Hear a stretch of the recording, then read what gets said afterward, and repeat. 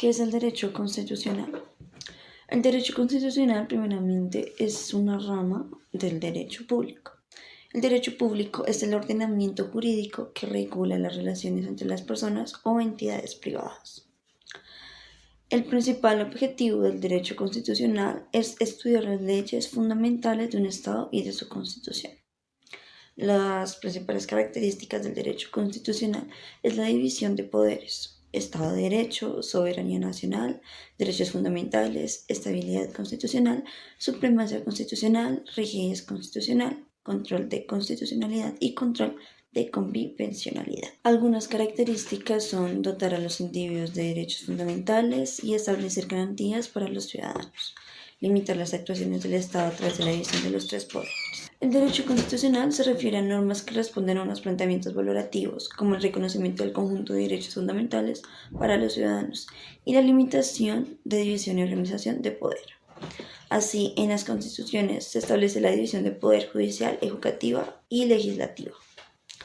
La Constitución se encuentra dentro de la jerarquía de las normas en la primera posición, es decir, que ninguna otra norma, aunque sea internacional, puede vulnerar los principios establecidos en la Constitución.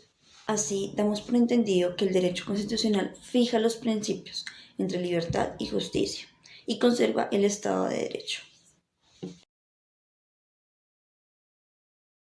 La soberanía territorial se define como el poder absoluto que tienen sus habitantes para organizarse y gobernarse, con la finalidad de autoabastecerse y conservar saludable su desarrollo y entorno.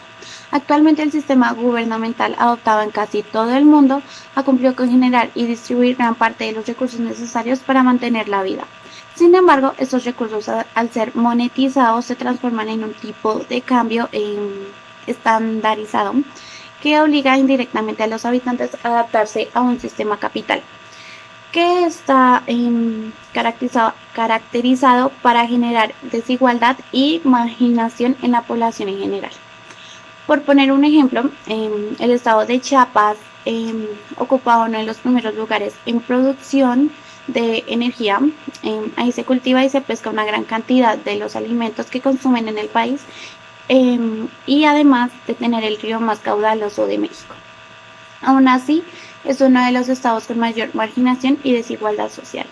El concepto de soberanía territorial ha venido sufriendo ciertas limitaciones a través de la historia, desde su mismo nacimiento como principio jurídico universal. La existencia de lo que en derecho se conoce como comunidad internacional, que no es otra cosa que la resultante de la convivencia de los diversos países soberanos que pueblan la tierra, trae como consecuencia ineludible ciertas normas supranacionales que cada país debe respetar. En este video trataré de explicarles sobre la soberanía popular.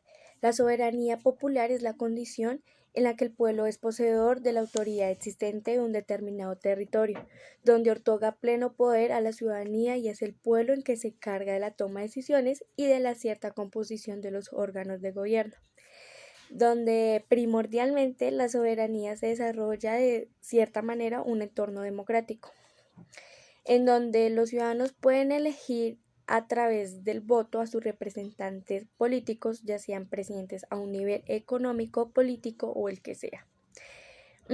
Hay un porqué y es porque hay un contrato social en donde la idea es que el gobierno debe ser y de existir por el beneficio de los ciudadanos, ya que si ese gobierno no se encuentra protegido a su gente, debería ser disuelto. Y esto llega a ver más que, como ya he dicho, un Estado democrático. Si ese gobierno fuera disuelto por completo, digamos de cierta manera, pasaría una renovación nacional que le otorga el poder a la ciudadanía. De esta manera, la soberanía popular la tendría el pueblo, ya sean las tomas de decisiones y de la composición de órganos del poder con nivel de presentación voluntaria. Esto quiere decir que los ciudadanos escogeríamos de manera voluntaria a los representantes y tendríamos de cierta manera el poder de tomar las decisiones sobre el gobierno. Sus principales características se basan en que, si digamos, la soberanía recaigan en el pueblo, es necesario que existan una serie de condiciones.